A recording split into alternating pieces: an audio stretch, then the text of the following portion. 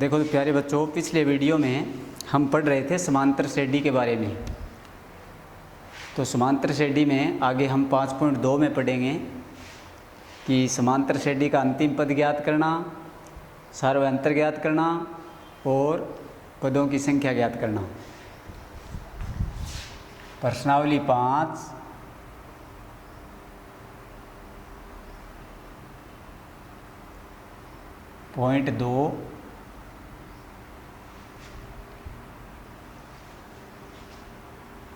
जिसमें A1, A2, A3, A4 इस प्रकार से श्रेणी में पद होते हैं। अंतिम पद को AN बोलते हैं। अर्थमेटिक प्रोग्रेशन, A से अर्थमेटिक, P से प्रोग्रेशन, इंग्लिश में बोलते हैं अर्थमेटिक प्रोग्रेशन, हिंदी में बोलते हैं इसको समांतर श्रेणी। तो समांतर श्रेणी में ऐसे पद होते हैं, पहला, दूसरा, तीसरा, चौथा और अनंत तक। तो मैंने आपको पिछले वीडियो में बताया था कि समांतर श्रेणी बोलते किसको हैं या समांतर श्रेणी क्या होती है। तो पदों का ऐसा अनुक्रम जिसमें पदों के बीच का अंतर सदैव समान रहे समांतर श्रेणी कहलाती है। और एग्जाम्पल के तौर पर भी मैंने आपको बताया था, जैसे कि 2, 4, 6, 8, 10 ये कोई पदों का अनुक्रम है जिसमें देखिए सभी में अंतर 2-2 का है। 2 से 4 2 ज़्यादा है, 2 का अंतर है। 4 से 6 फिर 2 ज़्यादा है, फिर 2 का अंतर है।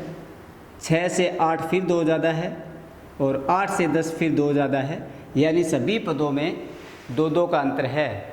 तो इस प्रकार की श्रेणी जिसमें पदों के बीच का अंतर क्या हो, समान हो, समांतर श्रेणी कहलाती है। अब देखिए यहाँ पर जो पहला पद होता है इसको बोलते हैं हम A, यानी A का मान है यहाँ 2।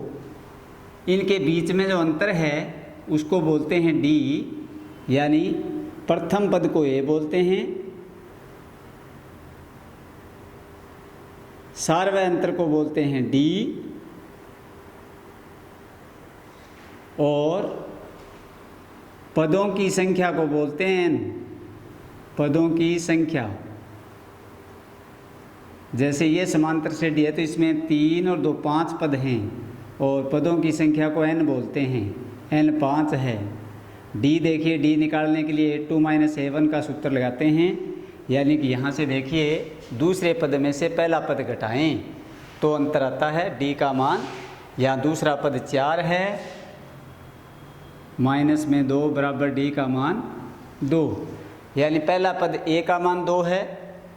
सार्वयंत्र यानी दोनों सब में अंतर 4 में से 2 घटाएं तो पता चल गया d का मान 2 है, जिसको सूत्र में A2 - A1 लिखते हैं, क्योंकि ये श्रेणी का प्रारूप हम मानते हैं। पहला पद A1, दूसरा A2, तीसरा A3, चौथा A4। और पदों की संख्या इनकी गिनती होती है 1, 2, 3, 4, 5, यानी कि n का मान 5।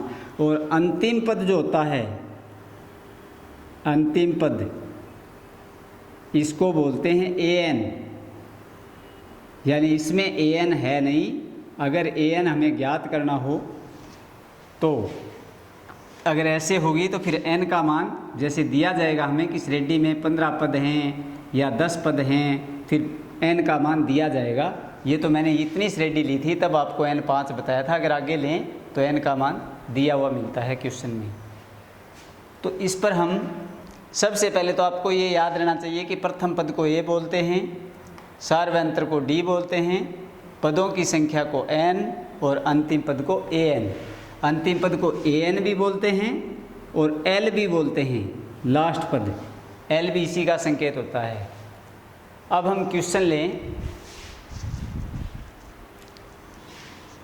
अंतिम पद ज्ञात करने के लिए सूत्र है हमारे पास। जैसे किसी श्रेणी का अंतिम पद ज्ञात करना है, AN का मान ज्ञात करना है, तो सूत्र होता है AN बराबर A प्लस N - 1 गुणा में D। और दूसरा हमें कोई भी पद ज्ञात करना हो, जैसे ये पद ज्ञात करना है A3, तो सूत्र होता है A प्लस 2D। अगर A4 ज्ञात करना है तो सूत्र होता है A प्लस 3D। कोई भी पद हो, जैसे A100 ज्ञात करना है तो A प्लस 99D। यानी यहाँ पर जो भी पद आपको ज्ञात करना होगा, 100वां पद ज्ञात करना है तो 99D आया है। यानी पहले पद के अंदर D एक कम करके उससे जो पद ज्ञात करना है उससे एक कम करके D से गुणा करके पहले पद में जोड़ा जाता है। जैसे चौथा पद ज्ञात करना है तो 3 को D से गुणा करके पहले पद में जोड़ना है। तीसरा पद ज्ञात करना है तो पहले पद में D को 2 से गुणा करके जोड़ना है। तो कोई भी पद ज्ञात करना हो, 100वां हो, A50 ज्ञात करना है तो A प्लस 49D आएगा।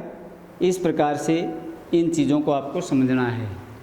अब हम आगे देखें सवाल। पहला सवाल देखिए 5.2 का, क्वेश्चन नंबर 1 का पहला प्रश्न। क्वेश्चन नंबर 1 और इसका पहला पार्ट। क्वेश्चन है 2, 7, 12, 2, 7, 12 डैश डैश डैश। इसका आपको बताना है 10वां पद का 10वां पद ज्ञात करो।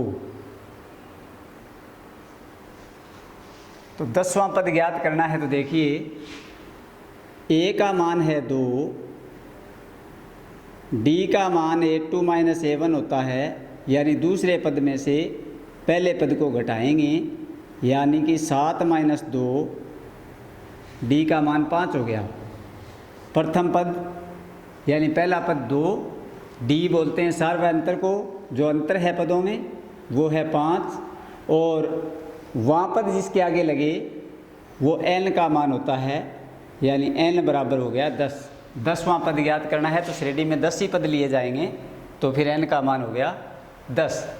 अब निकालना है 10वां पद, तो देखिए A 10 निकालना है तो A प्लस कितने D लगना चाहिए, 9D। अभी अभी आपको बताया था यहाँ पर जो भी मान आएगा, जो भी पद हमें निकालना होगा उससे एक कम करके D से गुणा करेंगे, पहले पद में जोड़ेंगे। तो पहला पद A, इससे एक कम 9 और उसको D से गुणा कर दिया और फिर पहले पद में जोड़ दिया। तो यहाँ पर A का मान है हमारे पास 2, 9 गुणा D का मान है हमारे पास 5, तो ये आ जाएगा 2 प्लस 9 5 45, कुल मिलाकर आ जाएगा 47। इसको हम ऐसे भी ज्ञात कर सकते थे, जैसे मैंने an का सूत्र आपको बताया था, an बराबर a प्लस n माइनस ए गुणा d। एक तो ऐसे ज्ञात कर सकते हैं हम सीधा 10वां पद, एक हम इस सूत्र से ज्ञात कर सकते हैं। जैसे a का मान है 2 प्लस n का मान है 10 माइनस 1 और d का मान है 5। ये 2, 10 में से 1 गया 9 गुणा में 5, 2 प्लस 9 5 45 और ये आ गया 47। आगे वाला क्वेश्चन देखेंगे, क्वेश्चन नंबर 1 का दूसरा पार्ट।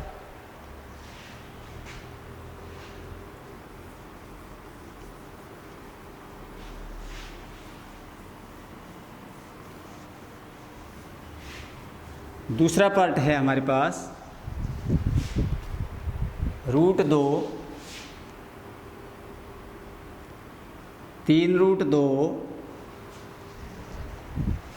5√2,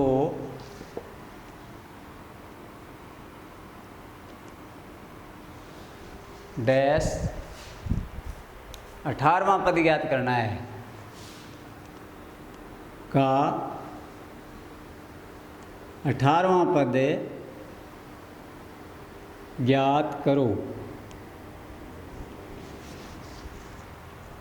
अब देखें यहाँ से पहला पद √2 है तो a का मान आ गया √2 और d का मान ज्ञात करना है तो a2 माइनस a1। a2 का मान है 3√2 माइनस a1 का मान है √2। तो XY के जोड़ घटाव मैंने पहले बताए थे एक दिन, उसी के अनुसार इनके भी करने होते हैं। जो रूट की संख्या बराबर हो उसका कोई जोड़ घटाव नहीं होता, उसके आगे जो गुणांक होते हैं उनके जोड़ घटाव होते हैं। जैसे इसका गुणांक 3 है और इसका गुणांक 1 है तो 3 में से 1 घटेगा यानी 2 बच जाएगा, यानी कि 2√2, ये डी का मान आएगा।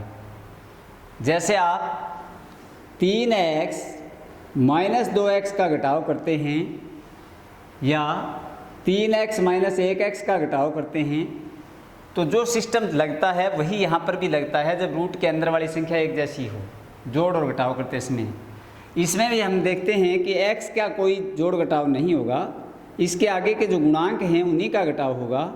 3 में से 1 जाए तो क्या बचता है 2x का x, यानी 3x में से 1x चला गया तो 2x बच गया। इसी प्रकार 3√2 में से 1√2 चला गया तो 2√2 बच गया। बाकी इसको हम कॉमन लेकर भी कर सकते हैं, जैसे इसको भी हम कॉमन लेकर कर सकते हैं कि दोनों में x है, x कॉमन आ जाएगा, इसमें बचेगा x का भाग देंगे तो 3, इसमें x का भाग देंगे तो 1 बचेगा, x गुणा 2 यानी कि 2x आएगा। इसी सिस्टम से इसको भी हम कर सकते हैं। इन दोनों में देखिए √2 कॉमन आ जाएगा, √2 का भाग इसमें लगाएंगे, √2 कैंसिल हो जाएगा, बचेगा 3, माइनस √2 से √2 कैंसिल 1, और √2 को गुणा करना है फिर 2 से, तो ये आ जाएगा 2√2। इस प्रकार से हम इसको कर सकते हैं, डी का मान ज्ञात किया जा सकता है। जब रूट की संख्या आ जाए तो ही थोड़ी दिक्कत आ सकती है, सीधी संख्याओं में तो कोई दिक्कत होती नहीं जोड़ घटाव में किसी को। अब हमारे पास डी का मान आ गया 2√2। हमें ज्ञात करना है 18वां पद, यानी हमें ज्ञात करना है a18। तो हमें पता है कि a प्लस 1d कम करके गुणा करेंगे, d को गुणा करेंगे 17 से, 18वां पद ज्ञात करना है तो 1 कम करके a का मान है हमारे पास √2, 17 गुणा d का मान 2√2, ये आ जाएगा 2√2। ये √2 प्लस ये आ गया 17 दूनी 34 √2। अब एक तरीका तो वही जो घटाव में बताया था वैसे ही कि ये 1√2 है और आगे 34 √2 है, जोड़ेंगे तो 34 और 1 35, √2 सेम आ जाएगा। एक दूसरा तरीका ये है कि दोनों में √2 है, इसको कॉमन निकाल दें, यहाँ पे √2 का भाग देंगे तो 1 बचेगा, यहाँ पे √2 का भाग देंगे, √2 कैंसिल होने पर 34 बचेगा। ये √2 गुणा में 34 और 1 35, ये आ जाएगा 35√2। तो इस प्रकार से हम श्रेणी का कोई भी पद ज्ञात कर सकते हैं। जैसे इसमें 18वां पद ज्ञात किया है हमने, पिछले सवाल में 10वां पद ज्ञात किया था। एक क्वेश्चन और देखिए, पहले का तीसरा पार्ट, पहले क्वेश्चन का तीसरा पार्ट देखें।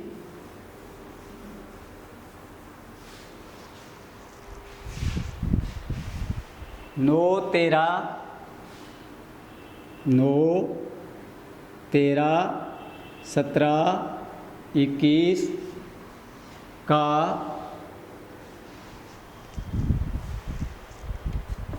24वां पद ज्ञात करें। जैसे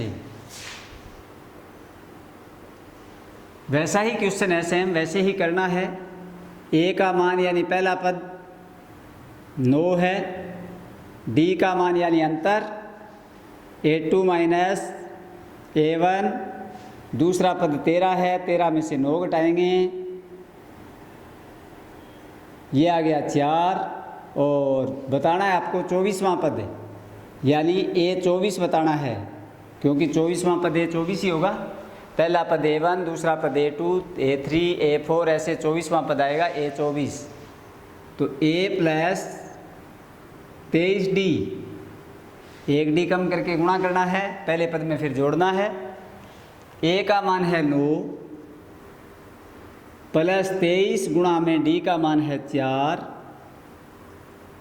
9 प्लस 4 12, 4 दूनी 8 1 9, 92, और ये आ जाएगा 101। अब नेक्स्ट दूसरा क्वेश्चन लेंगे हम। ये तो हो गया किसी श्रेणी का अंतिम पद ज्ञात करना। जैसे इसमें 24वां ज्ञात किया, पहले में 10वां पद ज्ञात किया, दूसरे में 18वां पद ज्ञात किया। नेक्स्ट क्वेश्चन होगा क्वेश्चन नंबर 2।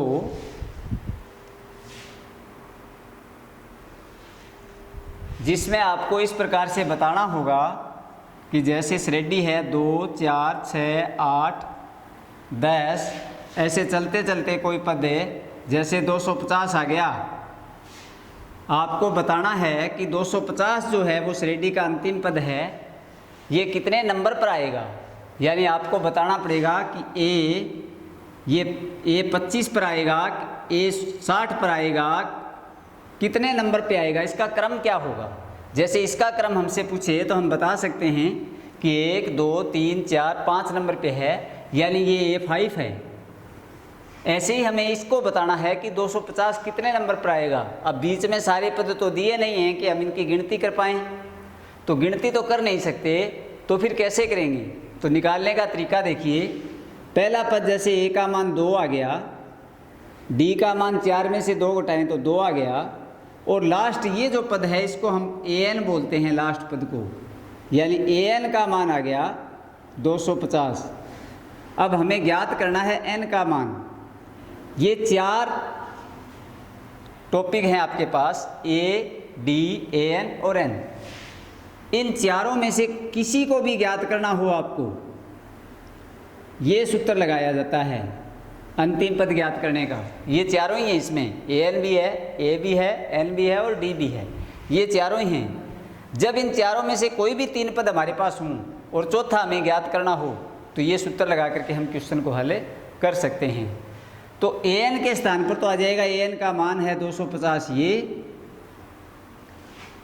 A का मान 2 है, ये आ जाएगा, N का मान पता नहीं है तो N आ जाएगा, और D का मान फिर 2 है तो 2 आ जाएगा। AN का मान यानी अंतिम पद 250 है, उसके स्थान पर 250 आ गया। A के स्थान पर A का मान 2 है, ये आ गया, प्लस में N-1 है, तो N का मान तो पता ही नहीं है ना कि कितने नंबर पर है, ये तो ज्ञात करना है, तो N का N आ गया, -1 आ गया, और D जो है उसके स्थान पर D का मान 2 है, 2 आ गया। अब देखिए जो 2 प्लस में है, पक्षांतरण करेंगे तो निशान बदल जाएगा, 250 माइनस में 2 हो जाएगा, ये जो 2 है ये गुणा में है, ये भाग में आ जाएगा, और N-1, ये पता ही है कि जब बराबर का निशान संख्याएं बदलती हैं तो प्लस वाली संख्या माइनस में हो जाती है, माइनस वाली प्लस में हो जाती है, गुणा वाली भाग में हो जाती है। तो यहाँ ये प्लस का 2 था, इसके साथ इधर आ गया माइनस हो गया, यहाँ इसके साथ ये 2 गुणा में था, इधर आया भाग में हो गया, ये बच गया 248 हमारे पास, और बटे में आ गया 2, बराबर आ गया N-1। अब 2 का इसमें भाग दे दें तो 124 बराबर आ गया N-1, ये माइनस का 1 है, इधर आकर के प्लस हो जाएगा, यानी 124 + 1 बराबर N। N का मान कितना आ जाएगा, 125 आ जाएगा। यानी कहने का मतलब ये है कि ये 250 है, ये इस श्रेणी में 125वें नंबर पर आएगा, यानी 124 संख्याएं और इधर हो जाएंगी, ये 125वें नंबर पर रहेगा। इसी प्रकार हम अन्य उदाहरण देखेंगे। देखिए क्वेश्चन नंबर 2 का पहला प्रश्न,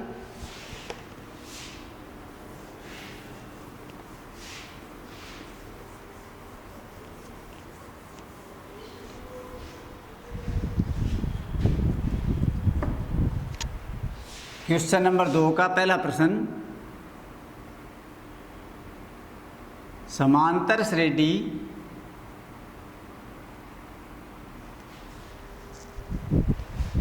इक्कीस, 18, 15 का कौन सा पद है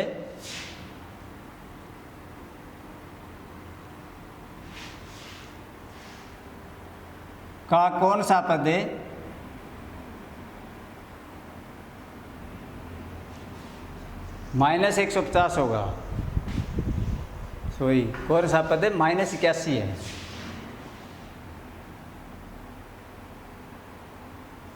आपको बताना है कि ये -81 जो है ये श्रेणी में कितने नंबर पर आएगा। यानी कि ऐसे मान सकते हैं आप कि 21, 18, 15 डैश डैश डैश -81, और अब ये बताना है कि -81 कितने नंबर पर आएगा। यानी जैसे ये 3 नंबर पर है, वैसे ये कितने नंबर पर आएगा, ये बताना है, नंबर बताना है, मतलब n का मान बताना है। तो देखिएगा A का मान है 21, डी का मान देखिए 18 में से 21 घटाएं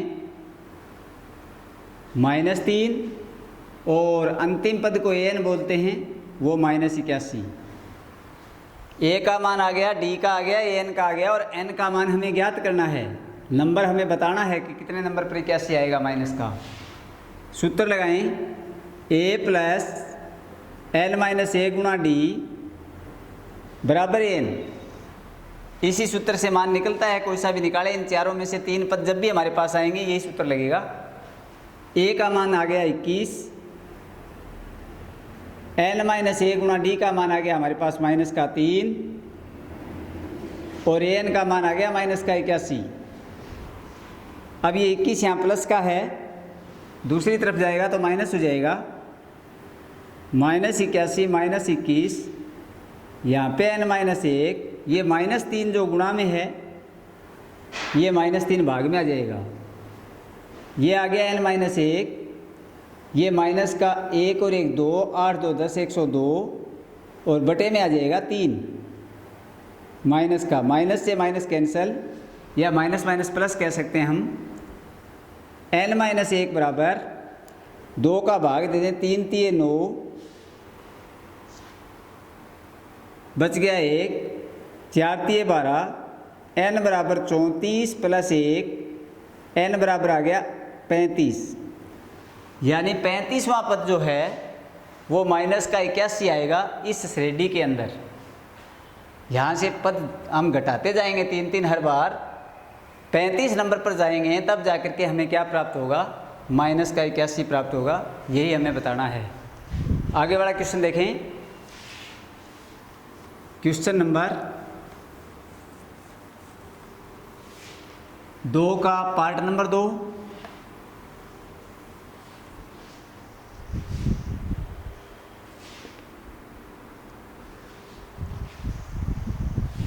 चौरासी 80 76, 84 80 76 डैश डैश डैश का कौन सा पद शून्य होगा, का कौन सा पद शून्य होगा। यानी कि बताना है आपको कि शून्य कितने नंबर पर आएगा इस श्रेणी के अंदर। तो ए का मान है 84, डी का मान A2 - A1 यानी दूसरे पद में से पहला पद घटाएंगे तो 80 - 84 बराबर -4 और कौन सा पद 0 होगा, इसका मतलब अंतिम पद 0 मानेंगे। an का मान 0 ले लें और अब ये बताएंगे कि 0 कितने नंबर पर आएगा, यानी कि नंबर का मतलब हमें n का मान ज्ञात करना है। अब a प्लस n-a गुणा डी बराबर an, ये सूत्र है अंतिम पद का। इसमें मान रख दें, a के स्थान पर आ जाएगा 84 प्लस n के स्थान पर अपने को पता नहीं है n आ जाएगा, d के स्थान पर आ जाएगा -4 और an का मान हमें दिया गया है 0। अब ये 84 यहाँ प्लस के हैं, जब ये बराबर से इधर 0 की तरफ जाएंगे तो ये माइनस के 84 हो जाएंगे। इसके ये -4 गुणा में है, इसके भाग में आ जाएगा, यहाँ पे n-1 रह जाएगा।